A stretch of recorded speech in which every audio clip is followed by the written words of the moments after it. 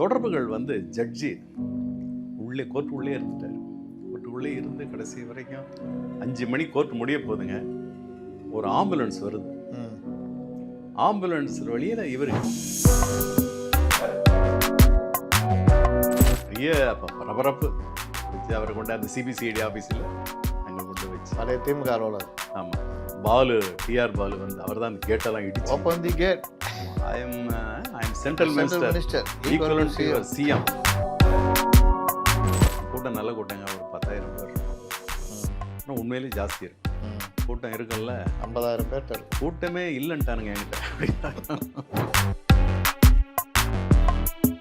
அவர் வந்து பேட்டி ஒன்று கொடுத்தார் கலைஞர். ஆமாம் ஆமாம் ஆமாம், அறிவாலயத்தில் தான் ஃபர்ஸ்ட் பேட்டி நடந்தது. அங்கே அவருடைய ஒரு நாவன்மை வெளிப்பட்டுச்சு பார்த்தீங்களா? எந்த இது? அந்த ஏசி முருகேசன் இல்லை, முருகேசன். சமஸ்கிருதம் பற்றி விமர்சனம் பண்ணுறாரு கலைஞர்னு கேட்டார். கருணாநிதின்ற பேரு சமஸ்கிருதம் தெரியுமா அப்படின்னு. வணக்கம் நேயர்களே, தொடர்ந்து நம்ம அரசியல் பழகுவோம் நிகழ்ச்சி நம்ம நடத்திட்டு வரோம். அதில் வந்து மூத்த பத்திரிகையாளர் திரு சேகர் அவர்கள் தொடர்ந்து அவருடைய அனுபவங்களை பகிர்ந்துக்கிட்டு இருக்காரு.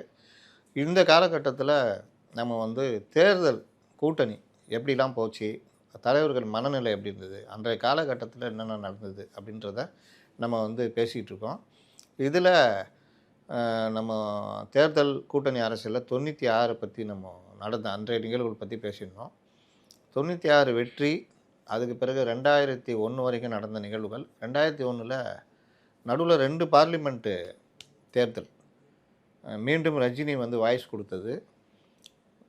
டக்குன்னு சட்டுன்னு எழுந்த ஜெயலலிதா 98 30 தொகுதிகளை எம்பி தொகுதியில் பிடித்தது. ப்ளஸ்ஸு ரஜினி வாய்ஸ் எடுபடாமல் போனது. பாஜகவுடன் ஜெயலலிதா கூட்ட வச்சதுனால வந்த மாற்றங்கள் ஓராண்டில் அந்த ஆட்சியை கவிழ்த்தது. ப்ளஸ்ஸு 99 உடனடியாக யாருமே எதிர்பார்க்காத ஒரு முடிவாக திமுக பாஜகவோட கூட்டு வச்சுக்கிட்டது. இதெல்லாம் நடந்தது. பாஜக கூட்டு வச்சதுனால மூப்பனார் நிலை தடுமாறி போனது. 2001 அந்த கூட்டணியே மாறினது. இந்த நிகழ்வு பற்றி நம்ம பேச போகிறோம். வணக்கம் சார். வணக்கம். இந்த மாதிரி மோசமான ஒரு நல்ல ஒரு இன்றைக்கி நம்ம எடுத்துக்காட்டுற பாஜகவுடன் விஜய் போவாரா அப்படின்றப்பெல்லாம் நான் பல தடவை பேசினேன். 2 பேருமே போனாங்க 98 99. அவங்க அரசியல் எதிர்காலம் நான் ஒன்றும் இல்லாமல் போச்சு, நல்லா தானே இருந்தது. அதுக்கப்புறம் தான் இன்னும் நல்லா வந்தாங்க. அதனால் அது ஒரு மேட்டரே கிடையாது. இங்கே ஒரு ஸ்ட்ராட்டஜியை உருவாக்குறாங்க அப்படின்னு. 96 ஜெயிச்ச உடனே நடந்த நிகழ்வுலாம் நீங்கள் பங்கேற்றிருப்பீங்க. எப்படி 96 ஒரு வெற்றி பெற்ற உடனே கலைஞர் ரொம்ப மகிழ்ச்சி. ஏன்னா அதுக்கப்புறம் ஒரு 89க்கு அப்புறம் ஒரு இது பெரிய வெற்றி. ஆமாம், பெரிய வெற்றி. 71க்கு அப்புறம் வெற்றி. கரெக்ட். கொஞ்சம் ஆதரவு மெஜாரிட்டியும் இருந்தது. அதனால நல்லாவே கொஞ்சம் கவர்மெண்ட் அது கொண்டு போகணும்னு நினச்சாரு. அதே மாதிரி கவர்மெண்ட்டும் அப்போ எந்த நேரமும் எந்த பிரச்சனையும் இல்லை. நல்லா அந்த கார்பரேஷன் எலெக்ஷன் நடத்தினார், மாநகர உள்ளாட்சி தேர்தல், கூட்டுறவு தேர்தல், அதெல்லாம் எல்லாத்துலேயுமே வெற்றி. ஆமாம், எல்லாத்துலேயும் வெற்றி. சூட்டாக நடத்தினார். ஆமாம், மாநகராட்சி தேர்தலில் அந்த இதை திருத்தி மேயர் மக்களால் தேர்ந்தெடுக்கணும்னு சொல்லி ஸ்டாலின் முதல் தடவையாக ஒரு அரசு பணிக்கு ஆமாம் அவர் முதல்ல வராரு. வந்து கொஞ்சம் நல்லா ஓரளவு அப்போ கவுன்சிலர்கள்லாம் கொஞ்சம் நல்லா வேலை செஞ்சாங்க. எங்களுக்கான தந்தைனார் அவர். சிஎம் வந்து இப்போ இருக்கார் சிஎம், அவர் வந்து உடனே ஏதாவது மழைன்னா உடனே கிளம்பிடுவார் சுற்றி. நல்லாவே இப்போ பரவாயில்ல, மாநகராட்சின்னா இப்போ இந்த அளவு இருக்கணும். ஆய்வு கூட்டம் ஒவ்வொரு வார்டுலையும் நடத்தினார், போட்டார். நல்லாவே விமர்சனம் எல்லாமே இருந்தது. ஜெயலலிதாவை கைது பண்ணாங்க. ஆமாம், ஜெயலலிதா வந்து ஜெயலலிதா கோர்ட் மூலமாக அது ஆர்டர் வாங்கி தான் அரெஸ்ட் பண்ணாங்க. இருந்தாலும் அது வந்து வேறு மாதிரி அந்தம்மா போயிட்டு வந்ததுக்கப்புறம் பெரும்பாலும் அவங்க ஒரு லேடி அந்த மாதிரி இன்னும் பல வகையில் அந்த இடத்துல திமுகவுக்கு இப்போ 96 ஜெயலலிதா ஆட்சி போகுது. எத்தனை அமைச்சர்கள் வெளியே போனாங்க? ராஜகண்ணப்பன் முதல்ல போயிட்டான்னு நினைக்கிறேன். ராஜகண்ணப்பன் ஆமாம், நிறைய பேர் போனாங்க. அதாவது அமைச்சர்கள் எல்லாம் அப்போ கவர்மெண்ட் மாறின உடனே கொஞ்சம் ஷேக் ஆகிட்டு. ஆமாம், அந்த அம்மாவே கொஞ்சம் இதாகிட்டாங்க, ஷாக் ஆகிட்டாங்க. அப்போ தான் அந்த சொத்து குவிப்பு அது வந்தது. அது வந்த உடனே தான் தொடர்ந்து ஒவ்வொரு பிரச்சனையும் ரத்தாச்சு அவங்களுக்கு. ஆமாம், அதுக்கப்புறம் தான் முன்ஜாமீன் ரத்தாச்சு. அப்புறம் அரெஸ்ட் ஆகிறதுக்கு கோர்ட் ஆர்டர் இது பண்ணாங்க. அதான் முன்ஜாமீன் ரத்துனா அரெஸ்ட்டு தான். அதே வந்து அன்றைக்கி வீட்டில் வந்து அந்த அம்மா நல்ல மனாயிடு பூஜையெல்லாம் முடிச்சுட்டு வந்து அதுக்கப்புறம் தான் அரெஸ்ட் ஆனாங்க.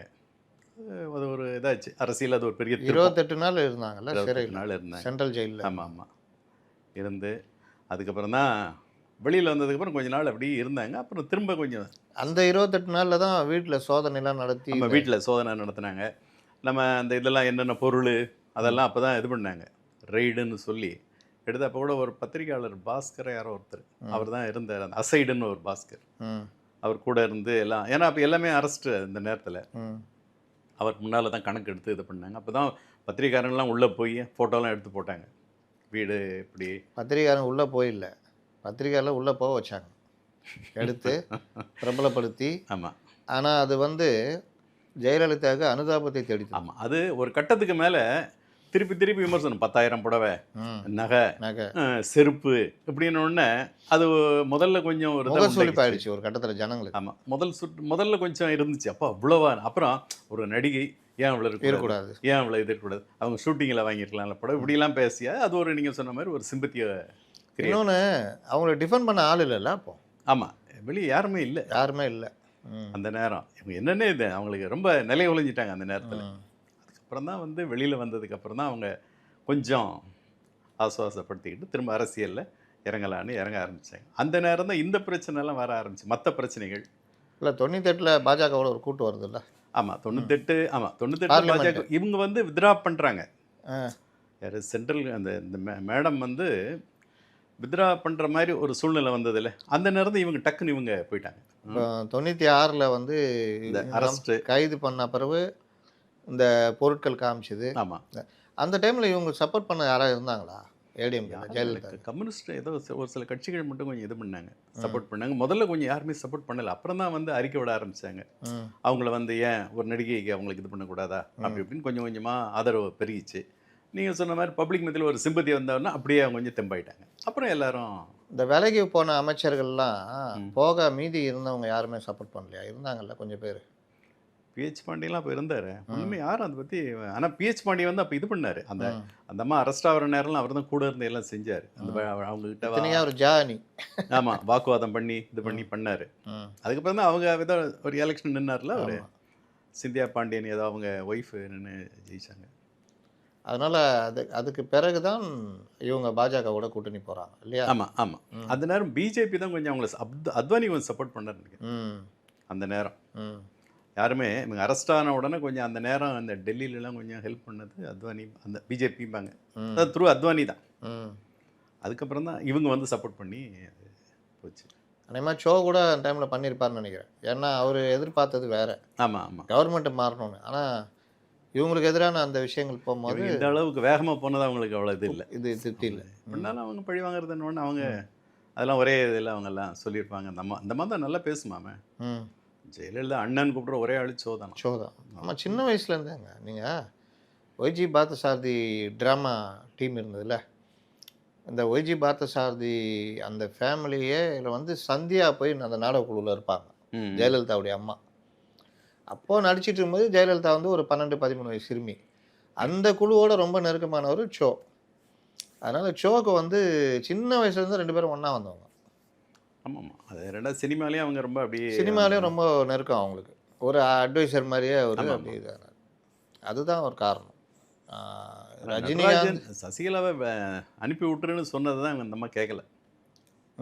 அது சசிகலா வெளியே அனுப்பு அப்படி சொன்னது சோதானா. இப்போ 96 இருந்து இவர்கள் கைதுக்கு பிறகு ஒரு வகையான சிம்பத்தி உருவாகுது. இவங்களுக்கும் நீங்கள் சொன்ன மாதிரி அத்வானி போன்றவருடைய உதவி இருக்கனால பிஜேபியோட நெருங்க ஆரம்பிச்சு. ஏன்னா மத்தியில் ஆட்சி இருக்குது, பிஜேபி வரல அந்த பீரியடு தான். ஆமாம் அப்போ தான் மூப்பனாரும் அந்த பிரதமர் யாருன்றதெல்லாம் குழப்பம் வருது. மூப்பனாரை கலைஞர் ஆதரிக்கல, வேட்டி கட்டி தமிழன் வரணும்னு சொன்னப்போ ஆதரிக்கலன்ற ஒரு இது நடந்தது, ஞாபகம் இருக்கா? ஆமாம் அதுதான். அப்போ தான் அதுக்கப்புறம் கவுடா வந்தார். தென்னிந்தியாவிலேருந்து ஒரு ஆள் வரணும், ஒரு பிரதமர் வரணும்னப்போ கலைஞர் வந்து இவரை சொல்லலை, மூப்பனாரை சொல்ல, வேட்டி கட்டி தமிழர்னு எல்லாரும் எதிர்பார்த்தாங்க. ஆனால் வரலன்னா அதை பெருசாக விமர்சனம் வந்துச்சு. என்னென்னா கவுடா அப்புறம் கொஞ்ச நாள் பிஎம்ஆர் இருந்தார். அதோட அவரும் அந்த ஆட்சி கவுந்துச்சு. அப்புறம் குஜராத்தில் யாரோ வந்தாங்க. இந்த காலகட்டத்தில் தான் தனக்கு ஹெல்ப்பாக இருந்த, தனக்கு ஆதரவாக குரல் கொடுத்த பிஜேபியோட ஜெயலலிதா கொஞ்சம் நெருங்கினாங்க. அதுக்கு தான் சோ மாதிரி ஆளுங்கள்லாம் அதுக்கு ஒரு இது மாதிரி பண்ணாங்க. அதுக்கப்புறம் தான் அவங்களுக்கும் கொஞ்சம் ஒரு நம்பிக்கை வந்தது, அரசியல் நம்ம தொடர்ந்து நம்ம இது பண்ணுவோம் அப்படின்னு சொல்லி. அந்த 98 பார்லிமெண்ட் எலெக்ஷனில் மீண்டும் போட்டிடுறாங்க, இறங்கினாங்க. 98 அதுக்கு இடையில மற்ற பிரச்சனைகளும் உருவாக ஆரம்பிச்சிது. அந்த இது ஒன்று, அந்த வெடிகுண்டு கோவை பாம் பிளாஸ்ட். அது ரொம்ப அத்வானி வரும்போது அதான் அப்போ வந்து அது ஒரு பெரிய டிஎம்கே ரொம்ப ஷாக். ரொம்ப பின்னடைவாயிடுச்சு. 98 பாம் பிளாஸ்டில் கலைஞருக்கு என்ன பிரச்சனைனா, சட்டம் ஒழுங்க நிலைநாட்டுறன்ற ஒரு பிரச்சனை ஒரு பக்கம், தொடர் குண்டு வெடிப்பது. அவர் தன்னை ஏற்கனவே 89 சம்பவம் இருக்குது. ஆமாம், ஆட்சி கலைப்பு. அதனால் நடவடிக்கை கடுமையாக எடுக்கிறது தீவிரவாதிகள்னு இஸ்லாமியர்களை சொன்ன இதெல்லாம் ஆமாம். அது ஒரு பெரிய டிராபேக் ஆச்சு.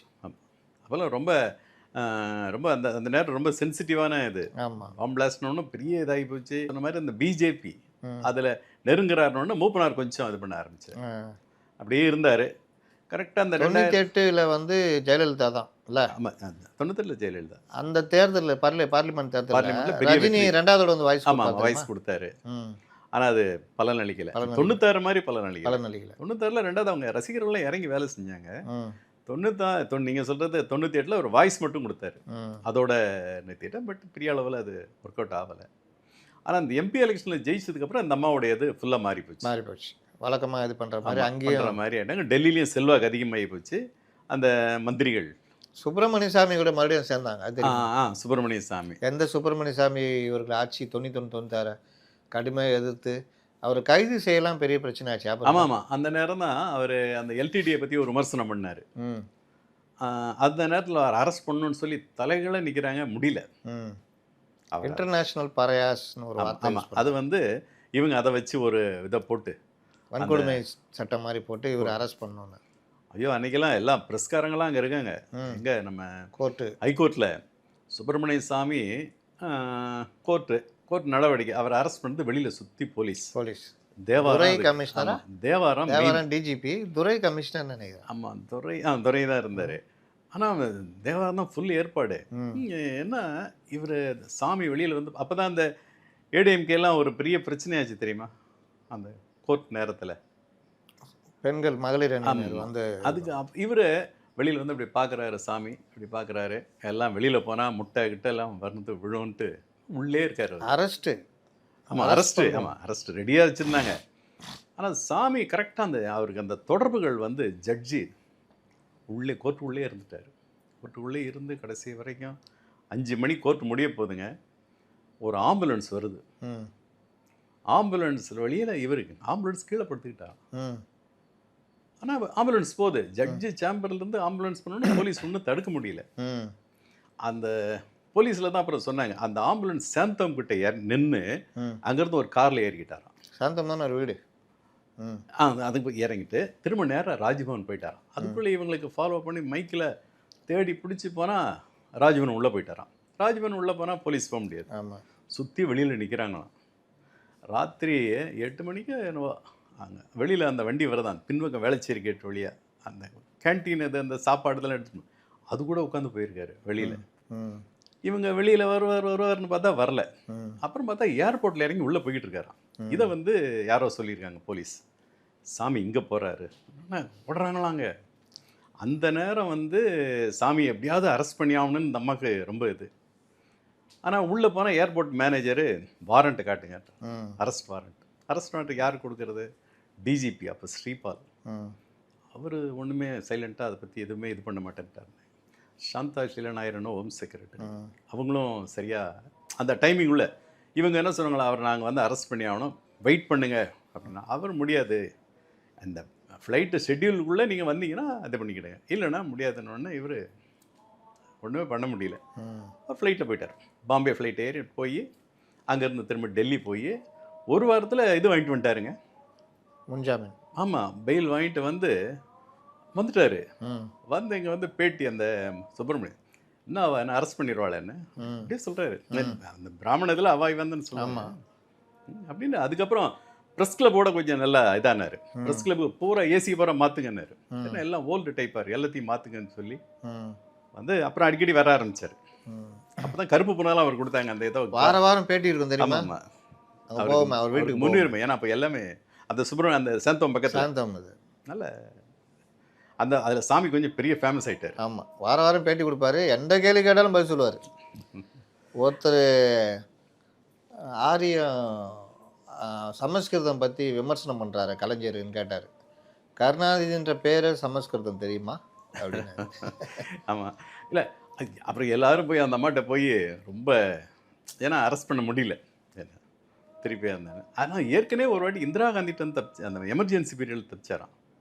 ஆமாம். இதே மாதிரி அப்போ இளம் துருக்கியர்கள் இவங்கெல்லாம் ஆமாம் ஜேபியுடைய சிஷ்யன்கள். அப்போ வந்து சார் பார்லிமெண்ட்டில் இவர் வந்து பேசுகிறாராம், எமர்ஜென்சி எதிர்த்து கடுமையாக விமர்சனம் பேசுகிறாராம். இந்திரா காந்தி பிஎம் முடிஞ்ச உடனே அவர் அரெஸ்ட் பண்ண சொல்லி உத்தரவு.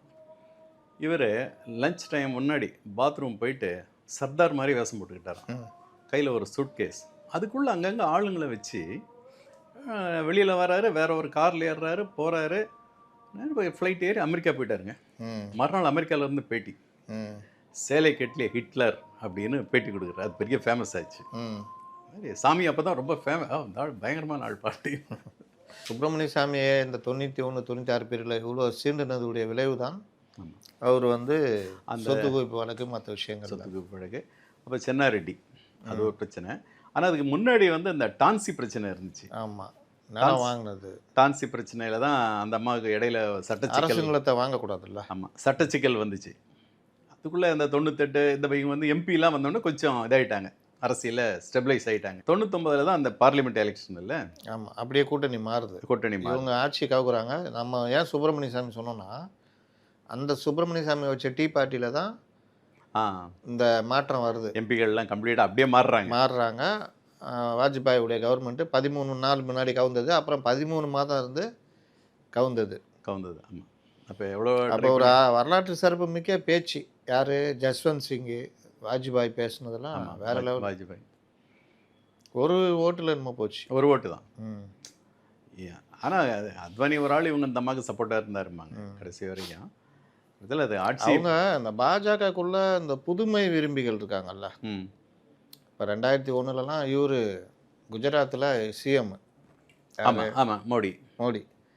அதனால அந்த டீம் தனியாக ஃபார்ம் ஆயிடுச்சு. ஆமாம், அது ஜெயலலிதா அந்த டீமோட மிங்கிள் ஆகிட்டாங்க. தனி சர்க்கிள் ஷோ தானே இவரை பெரும்பாலும் தமிழ்நாட்டுக்கு அறிமுகப்படுத்தினது மோடி. இந்த குஜராத் மாடல் அப்படின்னு ஒரு இதை இது பண்ணி இந்த துக்களுக்கு உள்ளாலே முன்னாடி உட்கார வச்சு அவரை இது பண்ணார். அதனால இவங்க அப்படி லிங்க் ஆகிட்டாங்க. அத்வானி வாஜ்பாய் ஒரு அப்புறம் ஓய்வாயிட்டாரு. அத்வானி எல்லாம் வந்து இந்த டீம் வந்து ஆப்போசிட் டீம். இது அத்வானி அப்படியே ஓரம் கட்டினாங்க. முரளி மனோஜ் ஜோஷிலாம் ஓரம் கட்டிச்சு டீம். ஆமாம், அதுக்கெல்லாம் இவங்க போய் சேர்ந்துட்டாங்க டிஎம்கே.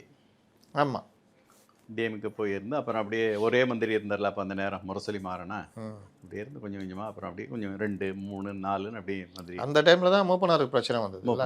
அப்போ தான் அவர் 2001 அதுக்குள்ளே அந்த எலெக்ஷனை நோக்கி அவர் அதுக்குள்ளே தயாராகிட்டார். அந்த எலெக்ஷன் வரவும் அணி மாறிட்டார். அப்போ கூட அவர்கிட்ட கேள்வி கேட்டாங்கன்னு சொல்லுவாங்க.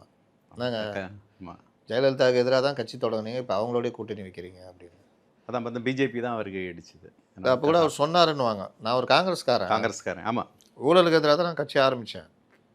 ஆனால் அதை விட மதவெறி ரொம்ப என்னால் அங்கே போக முடியாது, பிஜேபியோட இணைஞ்சு என்னால் இது பண்ண முடியாது. அதனால் என்னென்ன அது ஒரு பெரிய மாற்றம் அந்த நேரத்தில். மூப்பனார் இந்த பக்கம் வந்து கூட்டணி சிதம்பரம் எப்போ கட்சி உடைச்சாரு, வெளியில் போனார். காங்கிரஸ் ஃபார் டெமோக்ரஸின்னு ஒன்று ஆரம்பித்தார் அவர். அந்த ஏடிஎம்கே மூப்பனார் போகும்போது தான் அவர் வெளியே போனார். ஆமாம், அப்போ தான் அவர் வெளியே வந்து தனியாக ஆரம்பித்தார். அப்போது ரங்கநாதனும் அவர் கட்சியில் இருந்தார். ஆமாம், அவர் ரங்கநாதன், இந்த பீட்டர் எல்லாம் அந்த நேரம் இல்லை அவங்க. ஆனால் ரங்கநாதன் தான் வெளியே வந்தார். அவர் அப்புறம் கடைசியில் அவர் கட்சியை விட்டு திரும்ப அந்த கட்சியை ட்ராப் பண்ணுற முடிவுக்கு வந்த உடனே நீ வேணால் திமுக போகணும் கலைஞர் சொல்லி விட்டாரும்பாங்க அவர். ஆனால் அந்த 2001 சேர்ந்த உடனே இந்த அம்மாவும் கொஞ்சம் இறங்கி வந்துட்டாங்க. கூட்டணி நமக்கு பலம் வேணும், அந்த இதெல்லாம் மன்னிப்பு கேட்டலாம் அந்த பீரியட் நடந்தது. தப்பு செஞ்சுட்டேன், ஆமாம், எந்த நாளும் இனி எதுவும் நடக்காது, நான் இது பண்ணுறேன். பாஜகவோட அந்த கூட்டம் கூட நீங்கள் அட்டன் பண்ணீங்க, கலைஞர் கூட கேட்டார்னு. ஆமாம், அது என்ன நடந்தது? அப்போ தான் அந்த கூட்டம் பெரிய கூட்டம். அது என்னதான் அந்த அம்மா என்ன சொன்னாங்க, ஏன்னா அவருக்கு வந்து உளவுத்துறை மேலே கூட அவ்வளோ இது கிடையாது, மற்றவங்க மேலே கூட இல்லை. 4 பேரை விசாரிப்பார், நம்மள மாதிரி இன்னும் 4 பேரை விசாரிச்சிருப்பார். அது என்ன பேசுனாங்க, எவ்வளோ கூட்டம், எப்படி ரெஸ்பான்ஸ் இருந்துச்சு, அதெல்லாம் ஒவ்வொருத்தரையும் கேட்பார். கேட்டு தான் அவர் ஒரு ஐடியா வருவார். அவர் பொதுவாக அவர் கொஞ்சம் அந்த மாதிரி இதிலெல்லாம் கொஞ்சம் அதிகாரி சொன்னோன்னு அப்படியே நம்பிட மாட்டாங்க. அவர்கிட்டயே கூட்டம் கம்மின்லாம் சொன்னாங்க. ஆமாம், கூட்டம் ரொம்ப கம்மிங்க அப்படின்ட்டாங்க.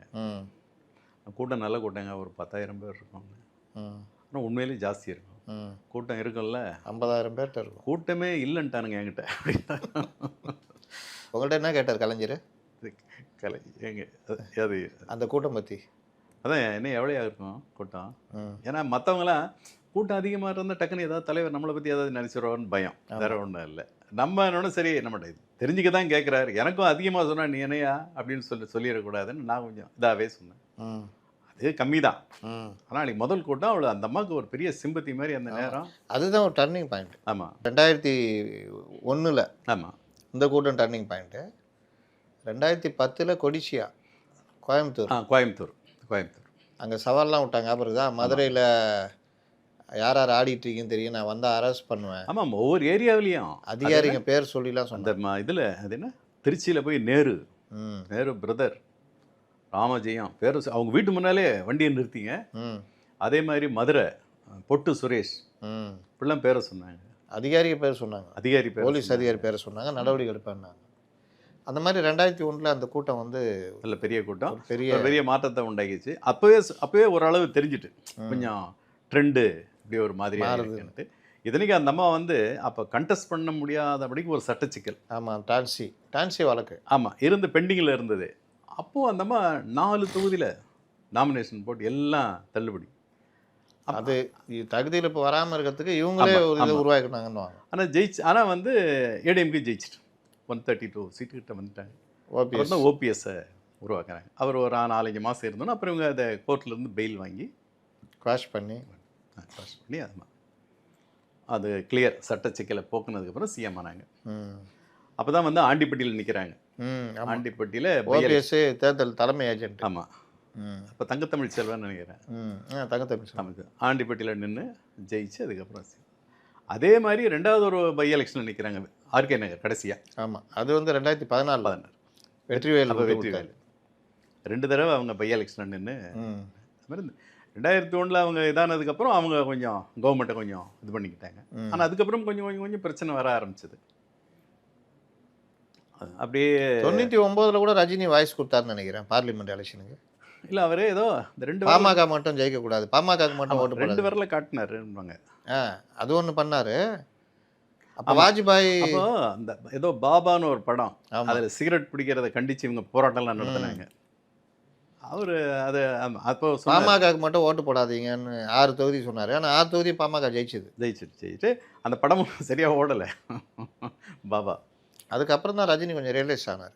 ஆமாம், நீங்கள் ரஜினிகாந்த் வந்து ஆரம்பத்தில் இந்த அரசியல் தெரியாமல் ஜெயலலிதாவை கடுமையாக எதிர்த்துட்டு இதெல்லாம் ஆச்சு.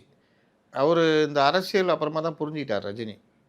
நம்ம வந்து 2 பேரையுமே அவர் ஒரு தடவை சொன்னார் கலைஞருக்கு கூட, நீங்கள் உங்களோட ரொம்ப நெருங்கினா சுற்றுறோம், ரொம்ப விலகுனா குளிரும், ஆமாம் நான் மெயின்டைன் பண்ணிக்கிறேன்னாரு. ஜெயலலிதா பற்றியும் அப்போ இவர் கொஞ்சம் புரிய ஆரம்பிச்சது. பர்சனலாக அது ஹெல்ப் பண்ணாங்கன்னு சொல்லுவாங்க. ஆமாம், அது அந்த தனுஷ் மேரேஜ் தானே. அதுக்கப்புறம் போய் தம்பதி சமேதராக போய் பத்திரிக்கை வச்சு சசிகலா மூலிமா ஷோவும் அந்த டைமில் கொஞ்சம் பத்திரிக்கை வச்சு ஜெயலலிதா அதை ரொம்ப பெருசாக மதித்து அது ஒரு பெரிய இணைப்பு மாதிரி அந்த டைமில் பேசப்பட்டார். 2004 கான்ட்ரவர்ஷியலாக இருந்தது அந்த நேரம். 2004 அது ஒரு நல்ல ஒரு இதுவாகி காலையில் வந்து தாலி எடுத்து கொடுத்தாங்க. ஆமாம் ஆமாம் வந்துச்சு. அதுக்கப்புறம் தான் அவர் ஈவினிங் கலைஞரை வர சொன்னாங்க, ரிசப்ஷன் கலைஞர். அப்போ தான் அங்கே பேலன்ஸ் பண்ணிக்கிட்டார் ரஜினி. அந்த மாட்டையும் கொஞ்சம் அப்படி கலைஞருக்கும் பத்திரிக்கை வச்சாங்க.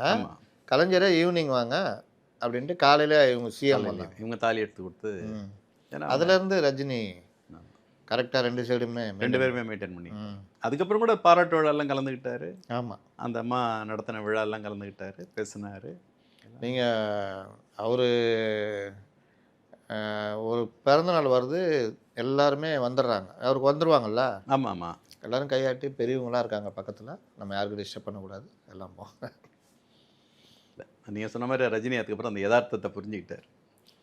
நம்மளை யாரும் பயன்படுத்தக்கூடாதுன்றதில் உறுதியாக இருந்துட்டார். அதுக்கப்புறம் யாருக்கும் ரொம்ப வெளிப்படையாக இது பண்ணல, சும்மா லேசாக இது பண்ணுறதோடு ஒதுங்கிட்டார். அதுக்கப்புறம் அரசியலும் அவர் அதை விட்டுட்டார். அவர் அந்த தொடர்புகள்லாம் அப்படியே அதோட 2016 அப்புறம் தான் கொஞ்சம் தடுமாறிட்டார்.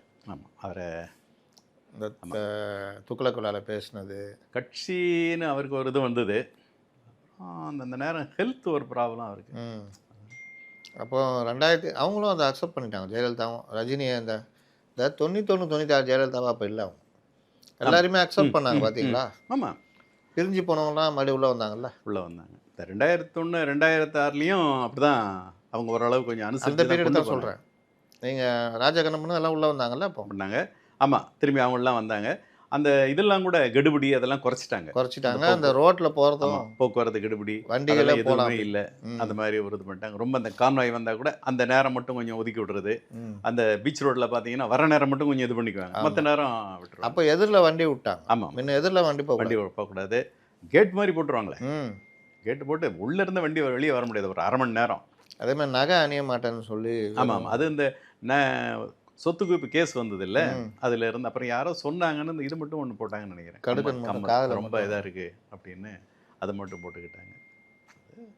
அந்த மாதிரி அப்புறம் கொஞ்சம் மாறிட்டாங்க கொஞ்சம் ஓரளவு. 2006 வரைக்கும் அப்படியே கொண்டு போயிட்டாங்க. 2001 பீரியடில் தான் கலைஞர் அரெஸ்ட் பண்ணாங்கல்ல? ஆமாம் ஆமாம், அவங்க அந்த மேம்பாலம் ம். அந்த மாநகராட்சி சார்பில் பாலம் கட்டினாங்கல்ல, ம். ஏன்னா அது எதுக்குன்னா இவங்களை அரெஸ்ட் பண்ணாங்கல்ல, ஆமாம். அதுக்கு பதிலுன்ற மாதிரி அந்த நேரத்தில் ஒரே பரவலாக பேச்சு. ம். அவசரமாக அந்த இதை போட்டு அது என்னது சார்ஜ் ஷீட் எஃப்ஐஆர் போட்டு அவரை அரெஸ்ட் பண்ணி அவர் அந்த நேரம் யாரும் முகமது அலி ம். அவர் தான் வந்து கண்ணில் குத்தி கண்ணு காயமாயிடுச்சு அவருக்கு. எட்டி எட்டி உதைச்சாராம் ம். அந்த படுத்திருந்த செக்யூரிட்டி ஆஃபீஸர் ஒருத்தர். ம். எழுப்பு அப்படின்னாரு. ஐயா இப்போ தான் உள்ளே படுக்க போனார்.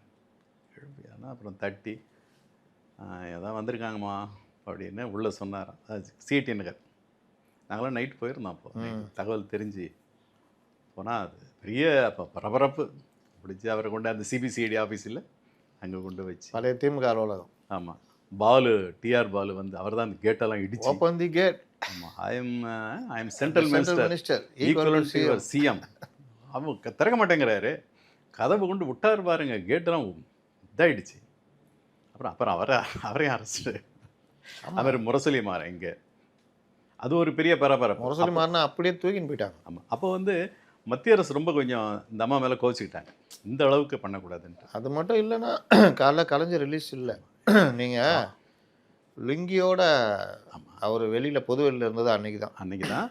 அது மட்டும் இல்லைங்க, காலையில் அவரை வேலூர் கொண்டு போகணும்னு ஏற்பாடாம். ஆமாம், இவர் முடியவே முடியாதுன்னதுக்கு அப்புறம் தான் அங்கேயே அந்த மறியல் இந்த கரிமொழி ஜெயில் வாசலில் நாங்களும் பக்கத்தில். அதுக்கப்புறம் இந்த பக்கமாக தான் வந்து இது பண்ணோம். அதுக்கப்புறம் தான் ஒரே அதில் கொஞ்சம் பிஜேபி கொஞ்சம் ஹெல்ப் பண்ணாங்க. யார்? கலைஞர். இல்லை, மத்திய அரசு உள்துறை அமைச்சகம் விளக்கம் கேட்டுச்சு.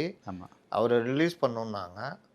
அதில் கொஞ்சம் அவசரப்பட்டோமா அப்படின்னு இந்த ஃபோர்ஸாக அரெஸ்ட் பண்ணாங்கல்ல, அது யாருக்குமே பிடிக்கல. சன் டிவி அதில் நல்லா ஒர்க் பண்ணாங்க. அதில் வேற அந்த பெண்கள் சிறையை மாற்றி அதில் இது பண்ணாங்கன்னு அப்படி சொல்லுவாங்க. ஏன்னா இந்த அம்மா அங்கே இருந்தாங்க. அதில் கொஞ்சம் அவருக்கு கொஞ்சம் சிம்பத்தி வந்துச்சு. அது ஒன்று.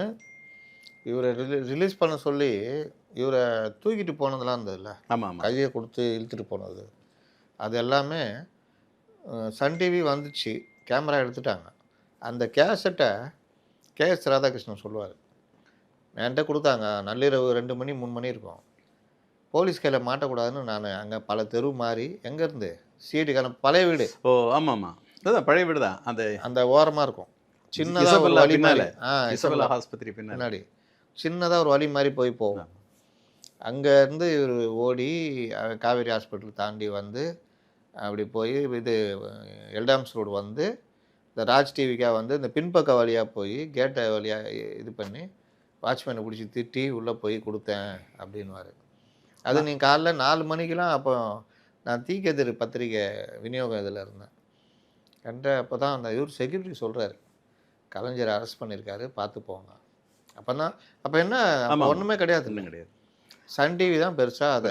ஆமாம், அதுதான் அங்கே ஃபுல்லாக அப்படியே திருப்பி போட்டுக்கிட்டு இருந்தாங்க. அந்த நேரம் கேஎஸ் ராதாகிருஷ்ணன் ரொம்ப ஒர்க் பண்ணார். ஆமாம், கூட இருந்து எல்லாம். அதே மாதிரி இந்த இலங்கை தமிழர் பிரச்சனையிலையும் அவர் தான். அதுக்கு தான் ரொம்ப நல்லது பண்ணாங்கன்னு நினைக்கிறேன். அது முரசொலி மாறனுக்கு ரொம்ப பிடிக்குங்க அவர். ஆமாம், உடனே அவர் கரெக்டாக இருக்கணும். மாறன் உள்ளே வந்தாலே இவர் பின்னால் போயிடுவார், லைப்ரரிக்கு போயிடுவாங்க. கற்றாரே காமுருவர்னு சொல்லுவாங்க.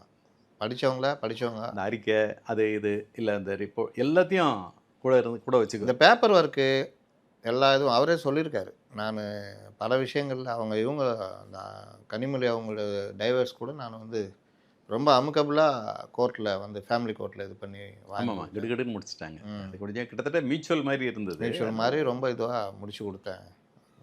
கலைஞர் அதை பற்றி ரொம்ப அதையும் அவர் ரொம்ப இது பண்ணல. அன்றைக்கெல்லாம் அந்த பேச்சுவார்த்தை நடக்கிறப்பே இவர் ஒரு கல்யாணத்தை கலந்துக்கிறாரு. ம் கலைஞர் ஒரு கல்யாணத்தை கலந்து நடத்தி வைக்கிறாரு. ம் பேசுகிறாரு கல்யாணத்தில். ம் அப்போ கீழே ஆர்டி சீதாபதி நான் பக்கத்தில் உட்காந்து எழுதிட்டேன். வீட்டில் எல்லாம் வெயிட் பண்ணிட்டு இருக்காங்க.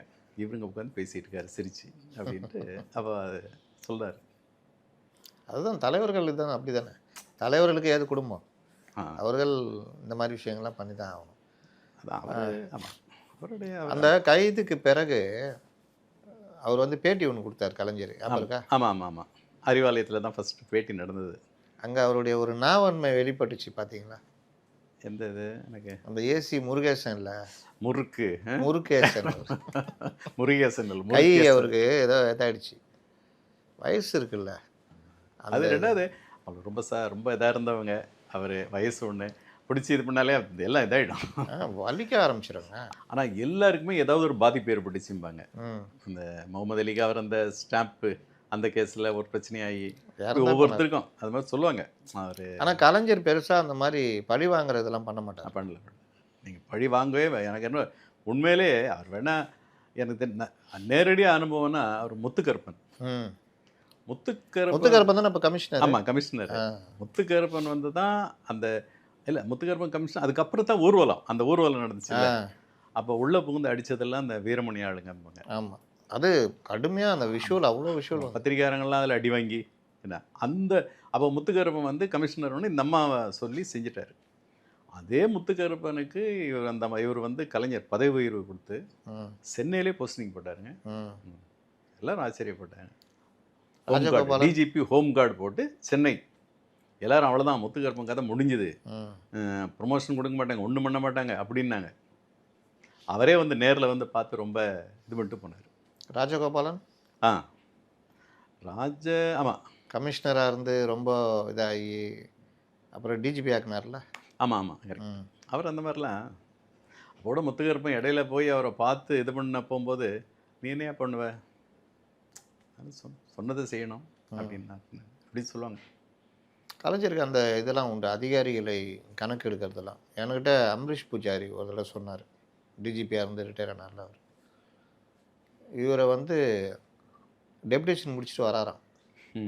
இவருக்கு எதிர் டீம் வந்து இவரை ஆக்சுவலாக ராமநாதபுரம் ரொம்ப பிரச்சனைக்குரியதாக இருக்குது டைம். அப்போ இவர் இருந்தால் கரெக்டாக இருக்கும்னு நினைக்கிற டைமில் இவரும் நம்மளை அங்கே தான் போடுவாங்க பண்ணுவாங்க. ஆனால் இவரை வேறு எங்கேயும் தூக்கி போடுறாங்களாம்.